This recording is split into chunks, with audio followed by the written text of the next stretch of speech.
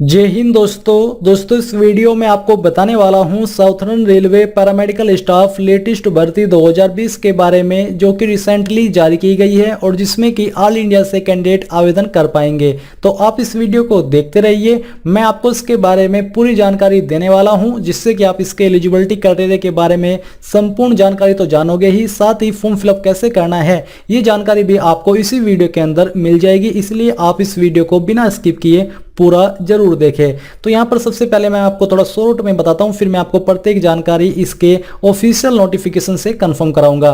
तो name of the organisation आपका southern railway Chennai division है। जॉब टाइप की अगर बात करें तो ये भर्ती सेंट्रल गवर्नमेंट रेलवे जॉब्स के अंतर्गत आती है। पोस्ट नेम यानी कि किन पदों पर भर्ती निकाली है, तो ये भर्ती आपकी CMP doctor, nursing staff, pharmacist, lab assistant, radiographer, hospital attendant and housekeeping assistant की पोस्ट पर निकाली है। टोटल वैकेंसी सभी पदों को मिलाकर के 201 है और जॉब लोकेशन आपकी त्रिची तमिलनाडु होने वाली है। बट यहाँ पर जैसे कि मैंने आपको वीडियो की शुरुआत में बोला कि इसमें कैंडिडेट ऑल इंडिया से आवेदन कर सकते हैं। नोटिफिकेशन डेट आपकी 6 अगस्त 2020 है और आप लोग इसमें 14 अगस्त 2020 तक आवेदन कर पाओगे। अब यहाँ पर आपको देखने को मिल रहा है कि इसमें काफी कम समय दिया है आपको अप्लाई करने के लिए। तो मैं आपको बता दूं कि ये भर्ती आपकी अर्जेंट रूप में निकाली है, यानी कि इनको अर्जेंट रिक्वायर है इन पदों पर कैंडिडेट की, इसलिए आपको काफी कम समय दिया है अप्लाई करने के लिए। ऑफिशियल वेबसाइट आपकी sr.indianrailways.gov.in है। इसी वेबसाइट के माध्यम से आप इसका नोटिफिकेशन डाउनलोड करके फॉर्म को डाउनलोड करके फिलअप करके भेज पाओगे। अब चलिए मैं आपको डायरेक्टली इसकी अन्य जानकारी ऑफिशियल नोटिफिकेशन से प्रोवाइड कराता हूं। तो यहाँ पर दोस्तों अभी जो आप वीडियो में देख पा रहे हो ये आपका ऑफिशियल नोटिफिकेशन है। आप यहाँ पर इसकी डेट 6 अगस्त 2020 कंफर्म कर सकते हो। इसके अलावा मैं आपको बता दूं कि ये भर्ती प्योरली कॉन्ट्रैक्ट बेस पर निकाली है, जिसमें कि आपका जो शुरुआती कॉन्ट्रैक्ट पीरियड है वो आपका 3 मंथ का रहने वाला है और इसके बाद भी ये कॉन्ट्रैक्ट पीरियड बढ़ाया जा सकता है। बट अगर आपका सवाल ये है कि क्या ये भर्ती आगे चल करके परमानेंट होगी या फिर नहीं होगी, तो मैं आपको बता दूं कि परमानेंट होगी। इसके बारे में इन्होंने कोई भी स्पेसिफिक जानकारी नहीं दी है और मे भी ये भर्ती आगे चल करके परमानेंट न हो, क्योंकि ऐसा नहीं होता है, क्योंकि परमानेंट करने के लिए इनको एग्जाम लेना होता है और ये भर्ती आपकी डायरेक्ट है, क्योंकि इसमें आपको सिर्फ जो सिलेक्शन किया जाएगा वो इंटरव्यू के द्वारा किया जाएगा।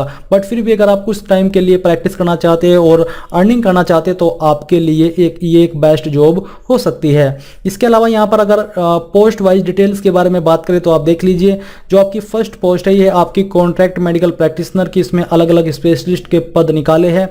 टोटल आपके 36 है और जो आपको इस पर मंथली सैलरी दी जाएगी जीडीएमओ की पोस्ट पर वो आपको 75,000 रुपये दी जाएगी, जो कि फिक्स्ड है। और जो अन्य है इसके लिए आपको 95,000 रुपये दिए जाएंगे। फिर आती है आपकी नर्सिंग स्टाफ की पोस्ट, इसके लिए 32 पद है और सैलरी आपको 44,900 रुपये दी जाएगी, जो कि पे लेवल 7 के अंतर्गत आती है। साथ ही आपको यहाँ पर plus DA and other allowances भी दिए जाएंगे, जो कि मिलते हैं गवर्नमेंट की तरफ से।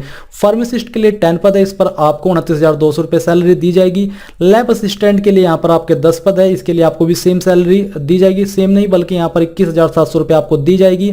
रेडियोग्राफर के लिए 12 पद है और सैलरी आपको 29,200 रुपये दी जाएगी। हॉस्पिटल अटेंडेंट के लिए यहाँ पर 32 पद है और इस पर आपको 18,000 रुपये सैलरी दी जाएगी। और हाउसकीपिंग असिस्टेंट के लिए भी यहाँ पर 69 पोस्ट है, बट सैलरी आपको सेम ही दी जाएगी। इसके अलावा बात करते हैं क्वालिफिकेशन की, यानी कि किस पोस्ट पर आवेदन करने के लिए एग्जैक्टली क्या क्वालिफिकेशन मांगी है। तो जो आपकी कॉन्ट्रैक्ट मेडिकल प्रैक्टिशनर डॉक्टर्स की पोस्ट है, इस पर आवेदन करने के लिए आपसे MBBS की योग्यता, साथ ही registered with the Indian Medical Council होना चाहिए। एज लिमिट यहाँ पर आपकी 53 साल से ज्यादा नहीं होनी चाहिए और इसमें जो रिटायर्ड रेलवे डॉक्टर्स है वो भी एलिजिबल है आवेदन करने के लिए। नर्सिंग स्टाफ की पोस्ट पर आवेदन करने के लिए यहाँ पर आपसे जो क्वालिफिकेशन मांगी है वो है कि certified as a registered nurse and midwife having passed 3 year course in general nursing and midwifery, यानी कि आपके पास 3 साल का जीएनएम का कोर्स होना चाहिए और साथ ही आप रजिस्टर्ड भी होने चाहिए इंडियन नर्सिंग काउंसिल के अंदर, या फिर BSc नर्सिंग आपके पास होनी चाहिए। तो यहाँ पर जो क्वालिफिकेशन दी है इनमें से आपके पास एक क्वालिफिकेशन होनी जरूरी है। एज लिमिट यहाँ पर आपकी 20 से 40 साल के बीच रखी गई है और जो रिटायर्ड नर्सिंग स्टाफ है ये भी 65 साल की उम्र तक इसमें आवेदन करने के लिए एलिजिबल है। फार्मासिस्ट की जो पोस्ट है इस पर आवेदन करने के लिए आपसे यहाँ पर 12वीं जो कि आपके साइंस के साथ होनी चाहिए या फिर उसके बराबर, इसी के साथ आपसे डिप्लोमा इन फार्मेसी मांगा है। और अगर आपके पास अन्य क्वालिफिकेशन है जैसे कि बी फार्मा, तो आप तब भी इसमें आवेदन करने के लिए एलिजिबल हो। सेम तरीके से यहाँ पर आपकी जो एज लिमिट है वो 18 से 33 साल के बीच है, बट अगर जो रिटायर्ड फार्मासिस्ट है वो इसमें अप्लाई करना चाहते हैं वो 65 ईयर्स की एज तक अप्लाई कर सकते हैं। फिर आती है आपकी लैब असिस्टेंट की पोस्ट। इस पर आवेदन करने के लिए आपसे 12वीं पास की योग्यता जो कि साइंस के साथ होनी चाहिए। साथ ही diploma in medical laboratory technology यानी कि DMLT आपसे मांगा है। एज लिमिट आपकी 18 से 33 साल के बीच रखी है और इसमें भी रिटायर्ड लैब असिस्टेंट आवेदन 65 की एज तक कर सकते हैं अप्लाई। रेडियोग्राफर की पोस्ट पर आपसे 12वीं पास की योग्यता जो कि फिजिक्स एंड केमिस्ट्री के साथ होनी चाहिए। डिप्लोमा इन रेडियोग्राफी आपसे मांगा है या फिर एक्सरे टेक्नीशियन या फिर रेडियो डायग्नोसिस टेक्नोलॉजी जिसमें आपका जो 2 इयर्स का कोर्स है वो होना चाहिए। एज लिमिट 18 से 33 साल के बीच रखी गई है। अब आती है आपकी हॉस्पिटल अटेंडेंट की पोस्ट। इस पर आवेदन करने के लिए आपसे 10वीं पास की योग्यता। Experience in ICU dialysis unit is preferable यानी कि अगर आपके पास ये एक्सपीरियंस होगा तो आपको ज़्यादा प्रेफरेंस दी जाएगी, अन्यथा अगर आप 10वीं पास भी हो तो तब भी आप आवेदन कर सकते हो। एज लिमिट इस पर भी आपकी 18 से 30 साल के बीच रखी गई है। इसी के साथ आती है आपकी 7th पोस्ट हाउसकीपिंग असिस्टेंट सफाई वाला की। इस पर आवेदन करने के लिए आपसे सिर्फ 10वीं पास की योग्यता मांगी है और एज लिमिट 18 से 30 साल के बीच रखी गई है। अब यहाँ पर जो दोस्तों जो एज लिमिट दी जा रही है, इसके अलावा गवर्नमेंट रूल्स के अकॉर्डिंग SC/ST कैंडिडेट को 5 साल की छूट और OBC को 3 साल की छूट एज के अंदर दी जाएगी। अब नीचे आते हैं और जानते हैं मेडिकल एग्जामिनेशन के बारे में। दी कैंडिडेट शैल अंडरगो एक medical examination before the contract is entered into the fitness to perform the work awarded to him her, यानी कि जो आपका जब आपकी ज्वाइनिंग हो जाएगी, ज्वाइनिंग से पहले आपका एक मेडिकल टेस्ट होगा। अगर आप वो मेडिकल टेस्ट क्लियर कर पाओगे तो तभी आपको ज्वाइनिंग दी जाएगी।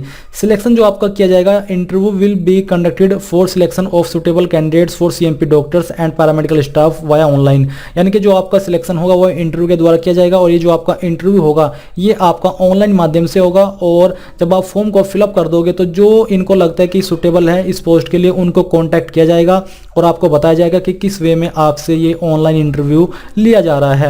यहाँ पर कुछ टर्म्स एंड कंडीशन है, आप चाहे तो उनको भी रीड कर सकते हैं, बट इसमें आपको यहाँ पर नीचे आना है और आप देखोगे कि आपको जो फॉर्म है वो फिलअप करके इस ईमेल आईडी के ऊपर भेजना होगा जरूरी डॉक्यूमेंट के साथ, जैसे कि डेट ऑफ बर्थ सर्टिफिकेट या फिर SSLC यानी कि 10वीं या फिर SSC board certificate, all education certificate जैसे कि SSC 12वीं या फिर डिग्री।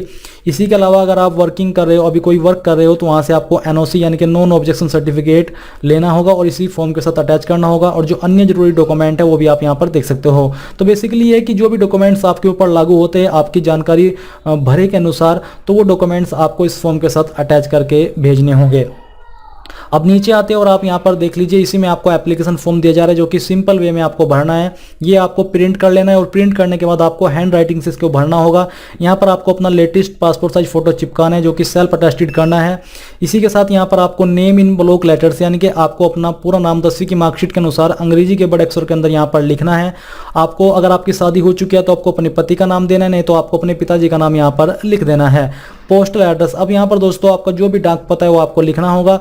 नियरेस्ट रेलवे स्टेशन आपका कौन सा है आपको उसका नाम यहाँ पर देना होगा। डेट ऑफ बर्थ आपकी क्या है वो आपको वर्ड्स एंड फिगर्स दोनों के अंदर देनी है। पहले तो आपको ऐसे लिखना है जैसे कि 02, 05 और 1997 और फिगर्स के अंदर भी आप सेम तरीके से लिख सकते हो। सॉरी, पहले आपको वर्ड्स के अंदर लिखना है जैसे कि ZERO0 TWO2 इस प्रकार से आपको लिखना है और एंड यही वाला चिन्ह लगा करके आपको फिगर्स जैसे कि 02, 05, 1997 ऐसे आपको लिखना होगा जो भी आपकी डेट ऑफ बर्थ है। नेशनलिटी के सामने आपको INDIAN लिख देना है। Name of the post applied for, आप किस पोस्ट के लिए अप्लाई कर रहे हो आपको ऊपर ऑफिशियल नोटिफिकेशन से चेक करके उसी पोस्ट का नाम एग्जैक्टली यहाँ पर लिख देना है जिस पोस्ट पर आप आवेदन कर रहे हो। फिर यहाँ पर दोस्तों आती है 8 पॉइंट एजुकेशनल और प्रोफेशनल क्वालिफिकेशन। तो एग्जामिनेशन के अंदर जैसे कि आपको पहले 10th की जानकारी भरनी है तो आपको यहाँ पर 10th लिखना है या फिर SSC लिखना है। किस ईयर के अंदर आपने अपनी 10वीं पास कर ली थी वो आपको ईयर ऑफ पासिंग के कॉलम में लिखना है। किस कॉलेज किस यूनिवर्सिटी से की थी आपको यहाँ पर उसका नाम देना होगा। तो बेसिकली आप यहाँ पर अपने स्कूल का नाम दे दीजिए। नंबर ऑफ अटेम्प्ट्स में आपको यहाँ पर 1 लिख देना है क्योंकि आपने फर्स्ट ईयर के अंदर ही अपनी जो 10th है वो कंप्लीट कर ली होगी। परसेंटेज जो मार्क्स आपकी परसेंटेज कितनी थी 10th के अंदर वो आपको भरना होगा। अब इसके बाद अगर आप 12वीं की जानकारी देना चाहते हो तो आपको यहाँ पर 12th लिखना है, ईयर ऑफ पासिंग डालना है, कॉलेज का नाम डालना है, नंबर ऑफ अटेम्प्ट्स लिखनी है और परसेंटेज डाल देनी है। फिर आती है डिप्लोमा या फिर डिग्री की जानकारी। तो आपको यहाँ पर एग्जामिनेशन के अंदर अपने डिप्लोमा का नाम डालना है, किस ईयर के अंदर आपने वो डिप्लोमा कंप्लीट कर लिया था वो आपको डाल देना है और उस कॉलेज या फिर उस यूनिवर्सिटी का नाम देना होगा जिस यूनिवर्सिटी से आपने अपनी डिग्री या फिर डिप्लोमा कंप्लीट किया है। कितने अटेम्प्ट्स के अंदर आपने कर लिया था वो आपको यहाँ पर डाल देना है और परसेंटेज आपको सभी सेमेस्टर की मिला करके यहाँ पर लिख देनी है। इस प्रकार से आप इस जानकारी को भर पाओगे। फिर आते हैं 9th registration number of medical council and state, यानी कि जो आपकी ऐसी पोस्ट है जिन पर आपसे से रजिस्ट्रेशन नंबर मांगा है इंडियन नर्सिंग काउंसिल का, तो आपको यहाँ पर वो नंबर लिखना है और साथ ही किस स्टेट से आपने रजिस्ट्रेशन कराया है वो स्टेट का नाम आपको लिखना होगा। दो चीज़ लिखनी है, नंबर एंड लिख करके फिर आपको स्टेट का नाम लिख देना है। Details of experience if any, अगर आप एक्सपीरियंस के माध्यम से आवेदन कर रहे हो तो आपको यहाँ पर अपने एक्सपीरियंस की जानकारी दे देनी है कि आपने किस कंपनी से या फिर किस हॉस्पिटल से किया है और किस पोस्ट पर रह करके किया है, किस वजह से जॉब छोड़ी वो लिखना है, और आपके पास टोटल कितने ईयर का एक्सपीरियंस है ये आपको लिखना होगा। फिर आता है 11 पॉइंट, जिसमें कि mobile number and email ID आपको देनी होगी। यहाँ पर आपको मोबाइल नंबर लिखना है एंड लिखने के बाद आपको अपनी ईमेल आईडी भी लिख देनी है। फिर ये आपका डिक्लेरेशन है, आपको यहाँ पर नीचे आकर के पैलेस यानी कि जिस जगह से आपने इस फॉर्म को भरा है उस पैलेस का नाम लिखना है, डेट यहाँ पर डाल देनी है किस डेट में आपने इस फॉर्म को भरा है, यहाँ पर आपको अपने सिग्नेचर कर देने हैं। अब ये आपका फॉर्म फिलअप हो चुका है। अब आपको क्या करना है, इस फॉर्म को जब आप अपने हैंड राइटिंग से लिख लो तो आपको फिर से इसको स्कैन करना है, और स्कैन करने के बाद जो आपकी स्कैन कॉपी आएगी वो आपको यहाँ पर जरूरी डॉक्यूमेंट के साथ इस ईमेल आईडी के ऊपर भेज देनी, जो कि है TP COVID कॉन्ट्रैक्ट UG@gmail.com। इस ईमेल आईडी के ऊपर आपको सेंड कर देनी है। आपको कोई एप्लीकेशन फीस देने की आवश्यकता नहीं है, सिंपली आपको जरूरी डॉक्यूमेंट के साथ जो कि आपकी क्वालिफिकेशन के अनुसार आपके ऊपर लागू हुए हैं वो डॉक्यूमेंट के साथ आपको इस फॉर्म को इस ईमेल आईडी के ऊपर 14 अगस्त 2020 से पहले सेंड कर देना है। इस प्रकार से दोस्तों आप साउथर्न रेलवे पैरामेडिकल स्टाफ भर्ती 2020 फॉर्म को भर पाओगे। आई होप ये जानकारी आपको पसंद आई होगी। अगर आई है तो प्लीज़ उस वीडियो को लाइक शेयर और साथ ही साथ आपके अपने यूट्यूब चैनल ज्ञानदेव होस्ट को सब्सक्राइब कर ले, और सब्सक्राइब करने के बाद बेल के आइकन को दबा दे ताकि आपको आगे आने वाली वीडियोस के नोटिफिकेशन सबसे पहले मिल पाए। जय हिंद दोस्तों।